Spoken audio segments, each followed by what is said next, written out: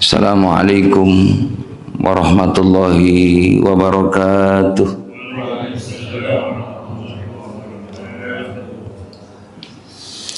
Alhamdulillahi rabbil alamin. Wassalatu wassalamu ala rasulillah Muhammad ibn Abdillah. La hawla wa la quwwata illa billah. Ashhadu an la ilaha illallah al-malikul haqqul mubin. Muhammadur Rasulullah shadiqul wa'dil amin. Allahumma salli wa sallim ala sayyidina Muhammad wa ala alihi wa sahbihi ajma'in. Qala Allah ta'ala fi kitabil karim. Bismillahirrahmanirrahim. Wa 'alal mauludi lahu rizquhunna wa kiswatuhunna bil ma'ruf. Wa qala ta'ala aidan fi ayatil ukhra wa ma anfaqtum min syai'in fahuwa yukhlifu. Wa qala Nabi sallallahu alaihi wasallam man ahya sunnati faqad ahabbani wa man ahabbani kana ma'i fil jannah. Sadaqallah sadaqa Rasulillah sallallahu alaihi wasallam. Ketua DKM dan pengurus Masjid Jami' Khairul Ummah rahimakumullah, juga para asatidz, para hujaj yang senantiasa dirahmati oleh Allah Subhanahu wa taala. Tentunya selalu kita memanjatkan puja-puji dan syukur kita kepada Allah, karena dengan nikmat rahmat taufik inayah hidayah dan barokahnya lah kita bisa beribadah di pagi ini, melaksanakan salat subuh secara berjamaah, diawali dengan qiyamul lail, berzikir, bertilawah. Mudah-mudahan rangkaian ibadah yang kita lakukan menjadikan asbab kita dipeliharanya iman, Islam, ihsan oleh Allah Subhanahu wa taala. Amin ya Allah ya rabbal alamin.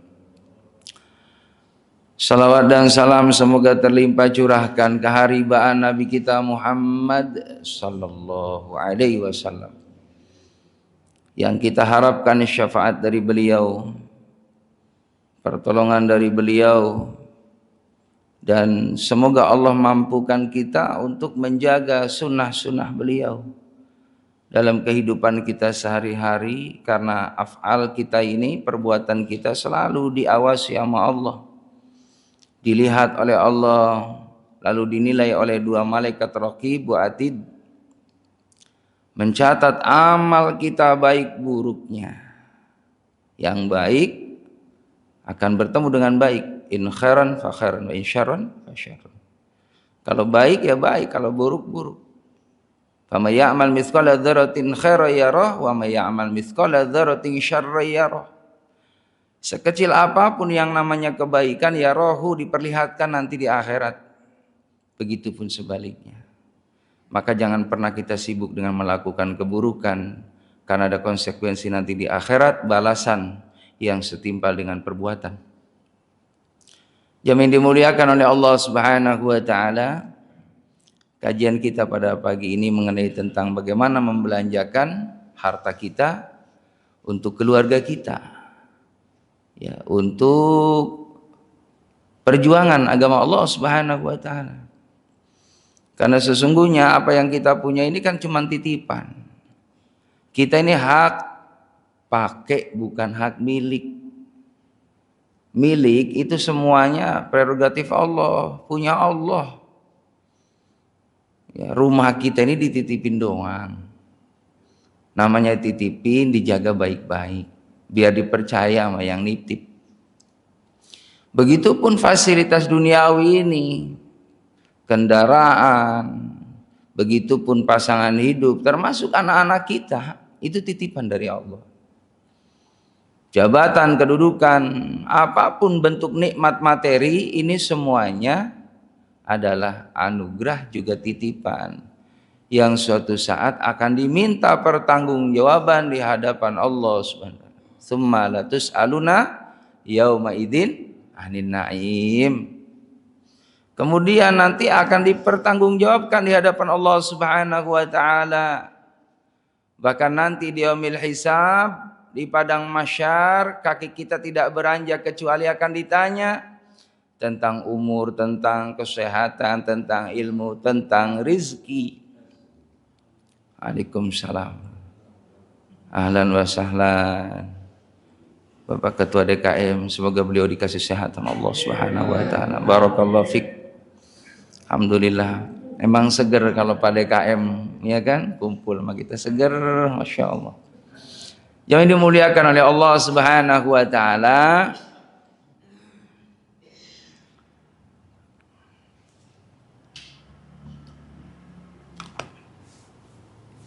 Jadi nikmat yang kita punya nih bakal ditanya semuanya.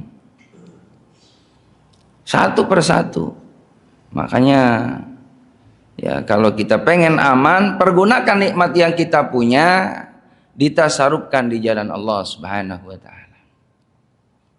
Wa mimma razaqnahum yunfikun. Dari apa yang Allah kasih yunfikun, belanjain. Ya, jangan disimpan terus. Air nih kalau menggenang itu sumber penyakit. Tapi kalau air itu mengalir terus jernih. Harta benda juga sama. Kalau harta kita ini mau ditasarufkan di jalan Allah Subhanahu wa taala, maka sumbernya bakal ngalir. Terus dicukupin kebutuhannya. Jadi jemaah yang dimuliakan oleh Allah Subhanahu wa taala, di dalam Al-Qur'an bagaimana tanggung jawab kita sebagai laki-laki yang menjadi kepala rumah tangga. Ar-rijalu qawwamuna 'alan nisa, laki-laki itu pemimpin bagi kaum wanita. Di dalam Al-Qur'an surah Al-Baqarah 233. Bismillahirrahmanirrahim. Wa 'alal mauludi lahu rizquhunna wa kiswatuhunna bil ma'ruf. Terhadap ayah wajib membelanjai dan memberi pakaian pada istri dengan sekedarnya, semampunya. Jadi yang namanya kita nih suami wajib bertanggung jawab sepenuhnya untuk memberikan kesejahteraan bagi keluarganya. Namanya imam harus benar-benar menanggung ya daripada makmumnya. Baik dari segi apa? Pakaian ya ataupun kebutuhan hidup sehari-hari. Jadi yang namanya istri itu ya harus diperhatikan sandang, pangan, papannya. Makanya jamaah rahimakumullah, kalau kita nih sudah punya tempat tinggal, pasangan kita nyaman. Ya, begitupun jamaah yang dimuliakan oleh Allah Subhanahu wa taala mengenai tentang pakaiannya. Bagaimana kita harus memikirkan pasangan kita diberikan pakaian yang syar'i, yang menutup aurat, karena auratnya perempuan itu semua ya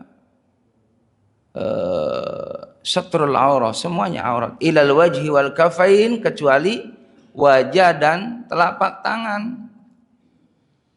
Jadi jangan sampai pasangan kita, istri kita keluar rumah membuka auratnya, terlihat betisnya, apalagi pahanya. Lalu kita suami diem baik, nggak ngingetin pasangan kita, lalu dilihat tuh auratnya sama orang banyak, maka dosanya ini bukan hanya istri kita yang nanggung, suami yang diam tidak ya mengingatkan pentingnya menutup aurat, itu ada pertanggungjawaban di hadapan Allah. Maka wajib itu beliin baju yang benar-benar nutup lekukan tubuh. Ya, jangan pakai busana muslim, pakai Pak, cuman ketat banget. Ya kelihatan juga transparan gitu kan. Ya sama juga itu mah aurat. Begitu Pak. Ya, nanti kalau di rumah bebas, itu mah buat bapak. Di rumah mah ini cerita kalau keluar Ya mas di dalam ribet banget rapat, nggak enak juga. Ya, kalau keluar itu ya hanya wajah dan telapak tangan aja yang kebuka. Ya begitu, karena memang anjurannya seperti itu. Begitupun dari segi makanan, kasih itu yang namanya pasangan kita, keluarga kita, makanan yang halalang thayyiban. Ya Yuhanas kulu mimma fil ardi halalang thayyibah. Diperintahkan oleh Allah Subhanahu wa taala, ini kalimatnya nas, manusia umum berarti. Ya artinya apa? Halalang thayyiban ini berpengaruh kepada kesehatan zahir au batinan. Jadi jamaah rahimakumullah, apalagi kita orang yang beriman harus tunduk dengan aturan Allah Subhanahu wa taala. Yang penting rezekinya tadi halal yang boleh, thayyiban yang baik. Baik dari segi ya, mencarinya ataupun zatnya yang kita konsumsi. Ada baik tapi tidak halal, dapat nyuri, dapat korupsi. Halal tapi ya enggak thayyib, artinya halal tapi kurang bergizi. Ya thayyib ini kan maknanya bergizi. Kalau bahasa medisnya 4 sehat 5 sempurna. Jadi kita nih kalau bisa, kalau rezekinya ada, makan yang punya menu yang benar-benar berpengaruh pada fisik kita. Ya, makan yang ya ikan laut itu kan, daging, mengkonsumsi itu. Ya, bubur. Boleh aja sewaktu-waktu pagi, bubur pagi kan ya. Tuh siang menunya ya padang gitu kan. Begitu sore jam 5 ya lari ke daerah apa namanya soto Betawi kan gitu. Lah kita punya duit buat apa sih Pak diirit-irit? Lah giliran sakit aja ke dokter sekali berobat 300.000, enggak ya kan? Enggak berat tuh, yang penting apa niatnya? Mengembalikan kesehatan lagi. Lah giliran sehat diirit-irit. Mohon maaf, orang kalau udah pelit Pak, ya Allah, itu udah jadi tabiat. Tabiat, kebiasaan. Orang pelit mah perhitungan, makan kalau udah nggak ada orang baru ngumpet-ngumpet makan. Takut diminta sih. Wah, padahal yang bagus itu berbagi. Nabi itu mohon maaf, kalau makan nggak pernah itu, ya artinya sendiri nggak. Pengen berjamaah. Iya, Nabi itu kalau makan berjamaah, al-jama'atur rahmah. Yang namanya berjamaah itu berisikan kasih sayang dari Allah Subhanahu wa taala. Nabi kalau punya makanan bareng-bareng sama sahabat. Begitu. Ya, jamaah rahimakumullah, bahkan Nabi dalam kondisi ya suatu ketika lapar luar biasa. Nanya juga sama sahabat-sahabat yang lain. Ya, situ lapar, aduh gimana caranya ya?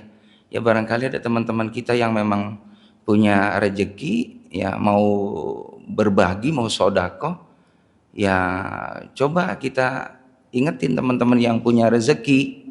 Itulah pentingnya berbagi jamaah rahimakumullah. Ini kan kita hidup nih, kalau kita sering berbagi, nanti kita banyak orang yang bagi kita. Orang apa nanamnya, kalau kita pelit, dipelitin orang. Ya, tapi kalau kita ini berbagi dengan orang, terus menggembirakan orang, kita pun tidak akan mengalami kesusahan, kesulitan, kesedihan, tidak. Secepatnya Allah hibur, secepatnya Allah kasih kemudahan, karena kita tabiatnya, karakternya memberikan kesenangan ke orang lain. Allah nggak mau hamba yang disukai sama Allah mengalami kesusahan. Itu Nabi mencontohkan seperti itu jamaah rahimakumullah. Lalu datanglah ke sahabat Abu Talha. Ya, sahabat, di rumah ada makanan enggak? Ada ya Rasul, buat keluarga saya doang. Tapi kalau memang Rasul mau, boleh berkenan hadir ke rumah. Jamaah rahimakumullah, maka para sahabat itu begitu senangnya ketika dihadiri oleh baginda Nabi Muhammad. Karena rumah yang dihadiri oleh Rasulullah SAW adalah rumah yang diberikan berkah oleh Allah Subhanahu wa taala. Karena kekasih Allah yang hadir. Juga beliau adalah Rasulnya Allah. Ya, beliau adalah guru-gurunya para sahabat. Maka disuruhlah istrinya Abu Talha masak ya di rumah. Nanti Rasul datang ke sini. Ya pokoknya makan keluarga aja deh. Spesial nanti datang Rasul. Baik. Masaklah jamaah rahimakumullah.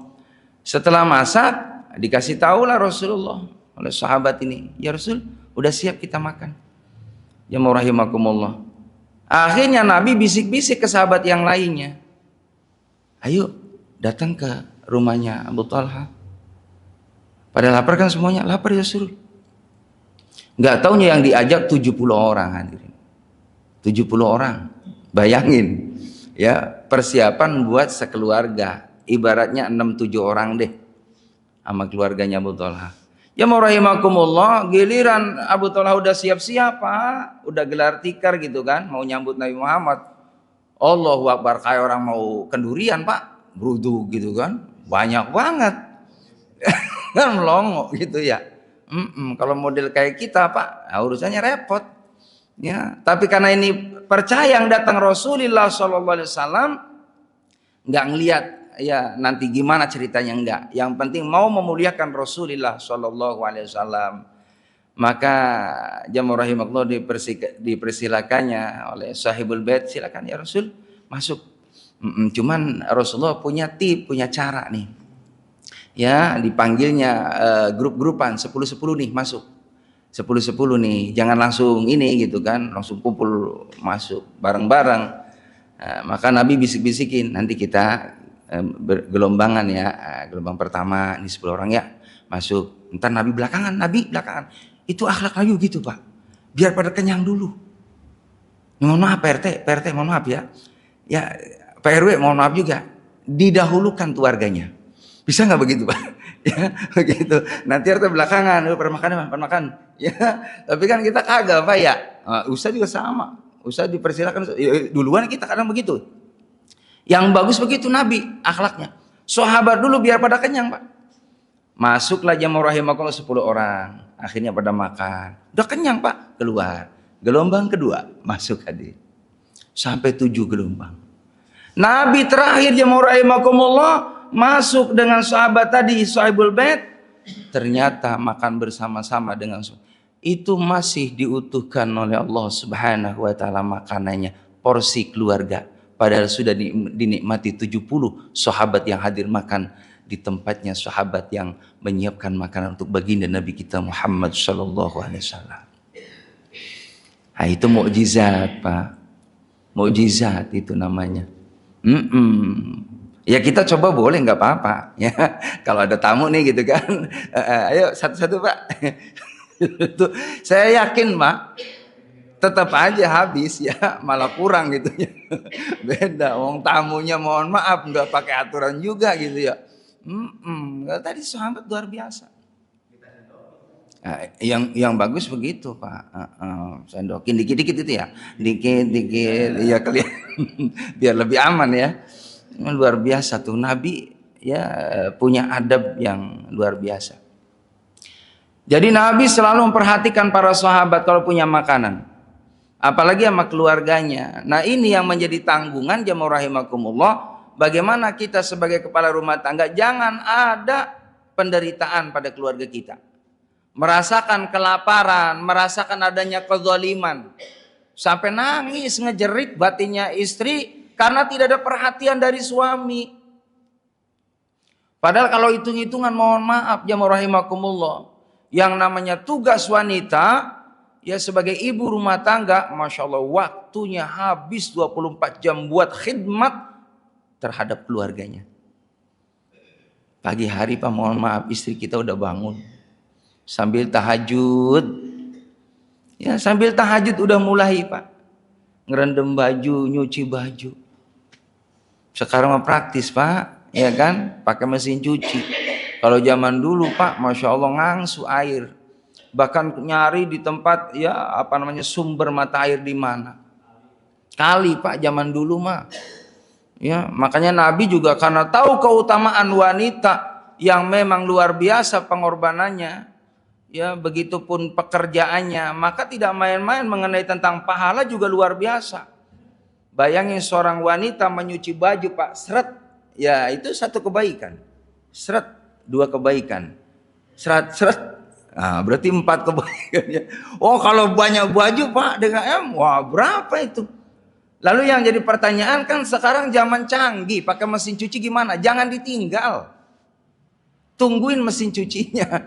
Ya kan? Maksudnya begitu, jangan ditinggal itu juga berhenti sendiri. Jangan. Tungguin sambil zikir. Was Allah.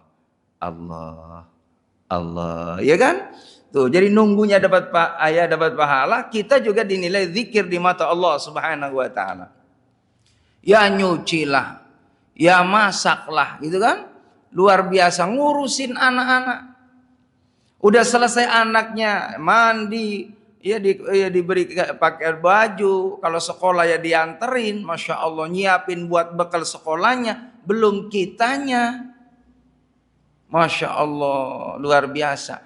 Udah berangkat semua, suaminya, anak-anaknya kerja di rumah, ya ngepel lah, ya kan nyapu, ngepel, beberes itu semuanya. Istirahatnya sebentar, belum jam 10 berangkat jemput anak. Sampai rumah istirahat, ya rahimakumullah. Menjelang sore persiapan lagi ngangetin masakan buat suaminya. Ini luar biasa pengorbanan seorang wanita. Makanya tadi perintah dari Allah Subhanahu wa taala, ya terhadap ayah wajib membelanjai dan memberi pakaian pada istrinya dengan sekedarnya, semampunya. Pakaian yang layak, makanan yang nikmat, ya perhatian supaya benar-benar harmonis, begitu ya saling bekerja sama, baik mengenai tentang ubudiyah ataupun muamalah kesehariannya. Jamaah rahimakumullah.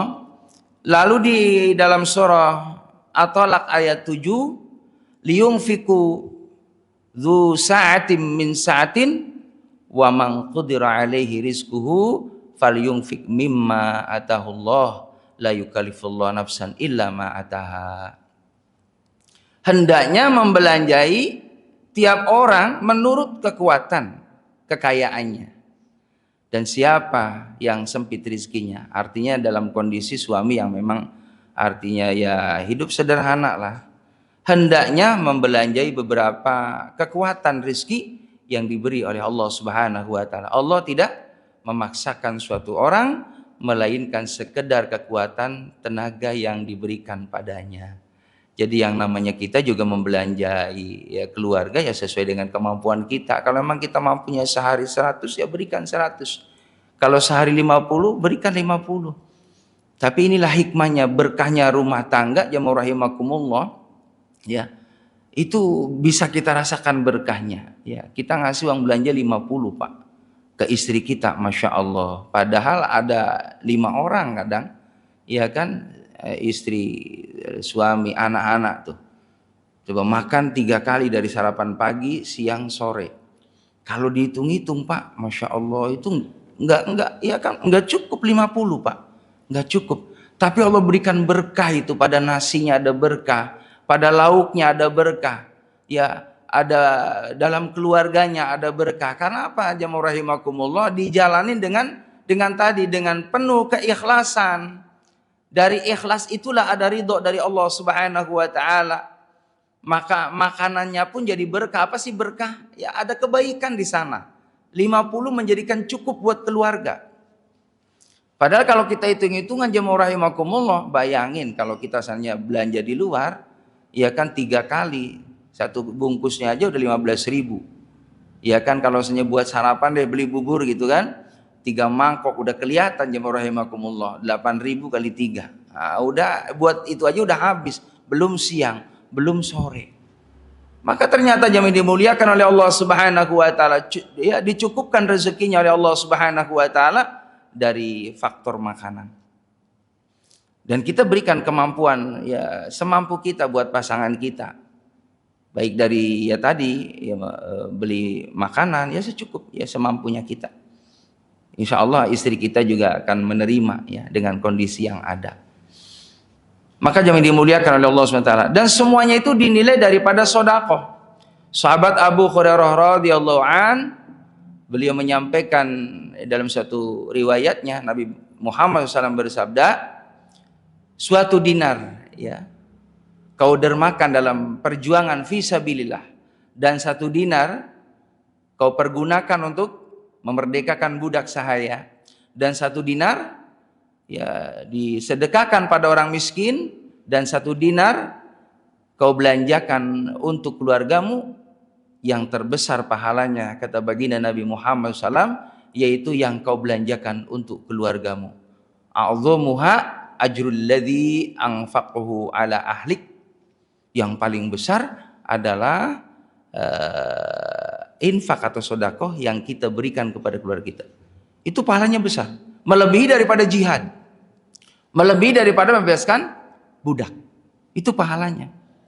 Bahkan Allah berfirman dalam Al-Quran, wa ma anfaqtum min syai'in fahuwa yukhlifuh. Tiadalah kamu membelanjakan suatu melainkan Allah akan menggantinya. Dinilai sedekah di mata Allah Subhanahu wa taala. Ya, bahkan akan terus diganti ya oleh Allah Subhanahu wa taala. Bahkan ada dalam satu keterangan itu, ketika keluarga kita ini senang ya dengan bagaimana kita ya untuk perhatian kepada mereka, maka Allah akan cukupkan rezekinya, dan Allah akan hadirkan dari arah yang tidak disangka-sangka mengenai tentang rezeki buat kita itu. Asal kita mau bahagiakan. Begitu. Jadi jangan perhitungan gitu kan sama pasangan kita. Kalau memang kita ada, ya makanlah yang enak-enak. Lalu juga kalau memang ada waktu, sekali-kali ya kita ajaklah istri kita keluar ya rumah gitu kan, makan di luar rumah, hadirin. Iya di luar rumah, makan di luar rumahan gitu ya. Tapi ya jangan di teras juga Pak. Ya jangan di teras, artinya ajaklah makan yang mana, yang simpel lah, beli siput gitu kan, habis 200.000, ajak tuh malam Ahad, ya seminggu sekali, sebulan sekali lah, ya sebulan sekali. Kayak saya begitu Pak, kalau ada rezeki, ayo Mi keluar Mi, ayo anak-anak pada keluar, happy Pak di sana. Patungan juga itu, karena anak saya udah pada kerja gitu kan, patungan juga. Patungan juga, ya alhamdulillah. Kadang ya kita mau tetap orang tua, udah biarin dari Abi, enggak Bi, biarin. Jadi belajar. Ayo siapa yang fastabiqul khairat gitu. Jadi jangan mentang-mentang anak kita udah pada kerja dia duduk manis gitu kan. Traktir. Udah waktunya, jangan. Tetap kita mah harga diri kita Pak. Walaupun dalam hati pasti ngarep lah, aman ada anak aman. Tapi jangan itu jelas keterangannya. Kau belanjakan hartamu untuk keluargamu lebih besar pahalanya daripada jihad. Iya kan, coba sebulan sekali lah, refreshing gitu kan. Itu luar biasa, menciptakan harmonis, luar harmonis. Saya belajar seperti itu. Saya anak udah rumah tangga, 1 udah bisa, ya udah punya cucu, ya sebulan sekali ada silaturahim supaya tetap terjalin, ya keluarga kita inti tadi. Bagaimana supaya tantenya sayang kepada keponakan gitu kan. Mantu dekat dengan mertua. Lah mau kapan lagi? Saya sampai sekarang mohon maaf masih suap-suapan tuh sama istri saya, sama anak pertama saya suapin. Begitu. Kalau sama mantu agak sedikit inilah nggak enak ya. Begitu ya. Tapi enggak apa-apa. Oh, mantu anak kita kok. Mantu itu anak kita. Jadi jangan beda-bedain. Saya bilang ke mantu saya, ya situ saya anggap sebagai anak karena memang sudah bagian daripada keluarga saya. Jadi dibiasakan kebersamaan seperti itu. Mau kapan lagi? Dunia ini tempatnya kita terus berbuat amal soleh. Kalau kita sudah tidak ada lalu kita belum melakukan hal itu, kapan lagi? Kapan lagi yang dimuliakan oleh Allah Subhanahu wa taala? Dalam satu riwayat baginda Nabi kita Muhammad SAW, seutama-utama dinar yang dibelanjakan oleh seorang ialah dinar yang dibelanjakan untuk keluarganya, dan dinar yang untuk kendaraan dalam perjuangan fisabilillah, dan dinar dibelanjakan untuk membantu kawan-kawannya seperjuangan fisabilillah. Maka tetap posisinya lebih tinggi kita membelanjakan untuk keluarga kita, lebih tinggi posisinya di hadapan Allah SWT. Yang dimuliakan oleh Allah Subhanahu wa taala. Begitupun dalam riwayat yang lain, apakah akan mendapat pahala kalau saya membelanjai putra-putri Abu Salamah? Sebab saya tidak dapat membiarkan mereka berkeliaran mencari makan ke sana kemari. Karena mereka yang sebagai putra-putriku, jawab Nabi SAW, ya bagimu pula pahala yang sama. ya kau membelanjakannya untuk mereka. Jadi kalau kita seandainya jadi orang tua, mohon maaf, lalu anak-anak kita sudah berumah tangga, lalu kita mau juga berbagi kepada mereka yang anak kita, mohon maaf, dalam kondisi kurang, ya tetap kita perhatian kepada mereka. Itu juga sama dinilai kebaikan di mata Allah Subhanahu wa taala. Jadi jangan sampai lepas. Memang yang paling prioritas kita nih, ya apa namanya, sodako itu orang yang terdekat dulu. Ya terutama tadi suami kepada istrinya, ya orang tua kepada anak-anaknya. Kalau kita anak nih, orang tua kita masih ada, orang tua lebih prioritas. Kita berikan ya sedekah kepada mereka. Itu jauh lebih baik daripada kita, mohon maaf, sering berbagi ke orang lain di luar sana. Ya kan, berbagi pada fakir, miskin, anak yatim, bahkan mohon maaf ingin disebut orang yang suka berbagi, dermawan dan lain sebagainya. Sementara ada keluarga inti yang butuh dibantu oleh kita.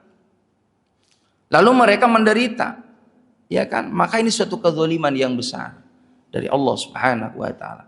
Maka usahakan orang tua kita itu kita bahagiakan, ya kita perhatikan sepenuhnya di masa-masa tua mereka. Jangan sampai ya di masa tuanya menderita. Ini mohon maaf ya rahimakumullah. Ini kisah nyata, ya. Ada orang tua yang di masa senjanya usia kurang lebih 60, 65 lah ya, udah semestinya masa-masa udah istiqomah waktu untuk serius fokus untuk akhirat mestinya. Tapi dia mohon maaf ya rahimakumullah, ya masih kerja serabutan. Masih kerja serabutan. Kebetulan tinggal di samping saya. Waktu dia nganterin orang tuanya, ya cari kontrakan itu, dia kayak serius mau cukupin gitu Pak. Ternyata sudah berjalannya waktu 3 bulan dia ngontrak, Masya Allah. Ini seorang bapak tadi sama ibu. Dia bilang, mohon maaf, saya belum bisa bayar kontrakan 2 bulan. Karena saya nyari kerjaan susah banget. Anaknya yang 3 tadi itu gak jauh rumahnya. Ya walaupun dia mungkin ngontrak ataupun gimana, ada anaknya di sekelilingnya. Tapi perhatian ke orang tua tadi luar biasa kurang. Tidak ada perhatian sama sekali. Maka alangkah zalim ya ke orang tua yang seperti itu. Mungkin karena kurangnya ilmu, ya kan, kurangnya iman, sehingga di masa tuanya orang tadi terlunta-lunta. Maka jangan sampai hal itu terjadi pada diri kita.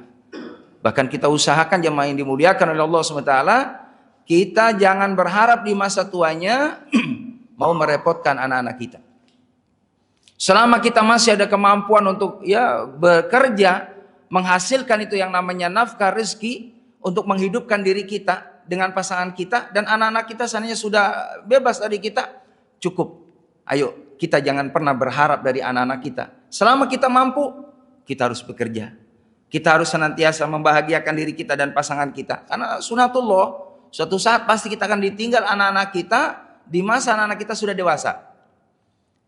Dia akan berumah tangga, dia akan menjalani hidupnya masing-masing. Nah, kita ini jemaah rahimakumullah, sudah sunatullah, asalnya kita berdua. Suatu saat berjalannya waktu, kalau kita panjang umur, kembali lagi kita berdua. Maka jangan pernah kita sia-siakan pasangan kita yang setia dengan kita. Kembali lagi ke situ. Muliakan istri kita, bahagiakan istri kita. Siapa yang memuliakan, membahagiakan, mengistimewakan pasangan kita, hidup kita pasti diperhatiin nama Allah Subhanahu wa taala. Dari sini barangkali ada yang perlu ditanyakan, nanti dipersilakan. Iya. Kalau berzakat kan boleh juga untuk orang tua jangan. Ya, bagusnya kalau ke orang tua ini jangan zakat. Ya, karena zakat itu kan pembersih. Zakat mal itu kan membersihkan harta kita. Masa kita bersihin harta, ya kan berarti kotor nih harta kita ke orang tua. Jadi orang tua itu disodakohin atau diinfakin tadi. Boleh kalau infak sodakoh. Saudara boleh. Kalau saudara, kakak, ya, atau adik kita yang kategorinya memang dia fakir miskin, boleh kita kasih zakat mal. Atau zakat fitrah boleh. Yang penting kategorinya fakir miskin. Karena kan bukan melihat kakaknya, di sisi lain ada orang lain yang dia tanggung anak-anaknya. Begitu. Jadi kalau memang kebetulan kita artinya punya kelebihan, mau zakat mal, boleh prioritaskan yang terdekat dulu. Tapi tadi ya termasuk 8 asnaf yang boleh menjadi mustahik, begitu Pak. Tapi kalau orang tua jangan, ya orang tua jangan dizakatin, tapi disodakohin. Kategorinya sodakoh. Jadi jamaah yang dimuliakan oleh Allah Subhanahu Wa Taala, terhadap kita anak, ya terhadap orang tua kita, kalau memang orang tua kita tadi butuh perhatian dari kita, selama mumpung masih ada waktu untuk mencari pahala yang besar dari Allah, jangan pernah sia-siakan. Nanti bakal kecewa di saat orang tua kita sudah meninggalkan kita. Pasti kecewa kalau kita tidak maksimal memuliakan, membahagiakan mereka. Karena surganya kita ini ada pada beliau. Makanya dulu ada seorang sahabat, ya juga ada seorang ulama besar, ketika orang tuanya meninggal dunia, beliau menangis. Beliau menangis. Ditanyalah oleh murid-muridnya, kenapa engkau menangis? Sesungguhnya pintu untuk mendatangkan kemudahan dari Allah Subhanahu Wa Taala dalam urusan dunia dan akhirat sudah ditutup oleh Allah Subhanahu Wa Taala. Sudah ditutup. Ketika orang tua kita masih ada, itu ada asbab peluang untuk mempermudah doanya mustajab di hadapan Allah, sehingga ya Allah mudahkan urusan anakku ya Allah. Nggak mungkin nggak diijabah sama Allah, pasti diijabah. Maka saat ini mohon maaf, di saat orang tua kita masih hidup, lalu kita masih menyaksikan mereka, lalu kita pun birrul walidain kepada mereka, lalu alhamdulillah sudah kita rasakan nikmat itu. Saat ini, dulu kita belum punya tempat tinggal, ada orang tua kita minta doa darinya, diwujudkan nama Allah, punya tempat tinggal, punya pekerjaan, punya pasangan hidup, punya anak keturunan. Itu sesungguhnya wasilah doa orang tua kita. Makanya Nabi jamaah rahimakumullah, dulu ada seorang sahabat, ini pekerja keras Pak, perhatian penuh dengan anak-anaknya, karena al-yadul ulya khairum min yadis sufla, tangan yang di atas lebih baik daripada tangan yang di bawah. Artinya Pak, pekerja keras, dia lebih bagus ngasih orang ketimbang minta ke orang. Terutama bagaimana keluarganya cukup, jangan ada yang kekurangan, jangan ada yang menderita tadi. Ini dilihat oleh sahabat-sahabat yang lain, ini sahabat kok kilang banget mukanya, ini kan pekerja keras banget. Ya Rasul, ajak aja buat perang ya Rasul. Maka kata Rasulullah punya kebijakan, mohon maaf wahai sahabat, apakah anda punya orang yang ditanggung di rumah? Ada ya Rasul, orang tuaku dan keluargaku. Kamu silakan cari nafkah, cari rezeki untuk menghidupkan keluarga besarmu. Itu semua dinilai jihad di mata Allah Subhanahu Wa Taala. Nggak perlu ikut perang dengan kami. Maka sahabat tadi baru nggak protes. Karena ada yang lebih juga diprioritaskan. Orang tuanya masih ada, butuh bantuan, dan itu tulang punggungnya orang tadi, sahabat tadi. Maka tidak harus yang namanya jihad itu tadi jamaah rahimakumullah, ya kita di medan perang, selama memang ada alasan yang syar'i, orang tua yang butuh perhatian sama dinilai jihad di mata Allah. Jadi ini untungnya bapak-bapak luar biasa Pak. Fisabilillah kita ini tiap hari Pak, berjuang di jalan Allah buat keluarga kita. Mudah-mudahan di akhirat insya Allah menjadikan pengaman buat kita, menjadi hujah di hadapan Allah bahwa kita adalah suami-suami yang senantiasa mencari karunia Allah untuk membahagiakan keluarga sebagai amanah dari Allah Subhanahu Wa Taala. Itu saja mungkin yang dapat saya sampaikan. Yang benar dari Allah, yang salah adalah kearifan saya. Subhanaka wa bihamdika asyhadu an la ilaha illa anta astaghfiruka wa atubu ilaik. Alhamdulillahirabbil alamin. Demikian, assalamualaikum warahmatullahi wabarakatuh. Waalaikumsalam.